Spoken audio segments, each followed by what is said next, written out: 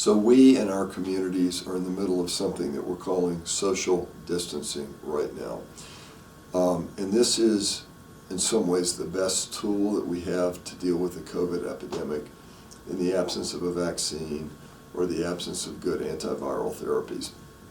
And the basic premise of it is that COVID can be transmitted from people who don't have a clue they have infection.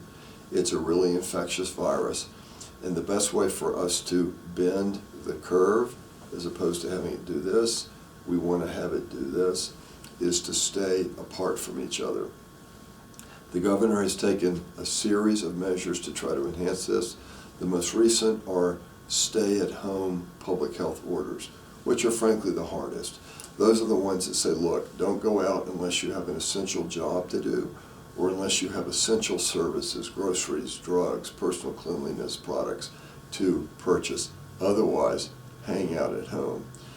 So we're all worried whether it's impacting us personally, because I can't see my grandkids, or whether my business is put on ice, or whether I frankly lost my job. How long is this going to go on anyway? And the answer is we don't know. We want it to go on as short as possible because we know it's either inconvenient or much worse for some people. And yet we don't want to stop it too soon before we reap the benefits. It's like planting a garden and then plowing it up before you've gotten any fruit or vegetables out of it.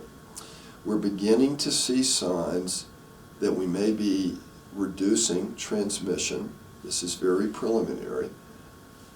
We are also definitely seeing signs that our hospitals, while they're struggling to get ventilators, personal protective equipment, and testing materials, which they badly need to respond to the surge, are getting more and more prepared. And that's a big reason for bending the curve, is the fear that we in Colorado could become or find ourselves in a situation like Italy is just getting itself out of now, or like New York City is threatened every day to get into. So again, the mantra is as short as possible, as long as we need to get benefit. So what does that really mean? Honestly, I think that's likely to be through the end of the month. It could be longer. It depends on how successful we are. And I think we've been effective, but we probably could be more effective. I also think that when we begin to get out of social distancing, it's not going to be everything all at once. It's going to be taking the things that we believe to be the least effective and the most painful and try to reduce those first. So it may mean opening up some of the businesses that have been closed, but having really strict guidelines on how many people are in the store at one time.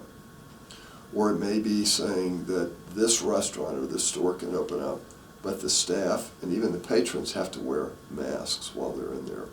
So lots of ideas about what it looks like to get out of what everybody agrees is an unprecedentedly difficult situation without losing the potential benefit of bending the curve and avoiding an overwhelming crush on the healthcare system. So be patient, stay tuned, and be aware that this will be over at some point, and we're hoping that's in the not so distant future.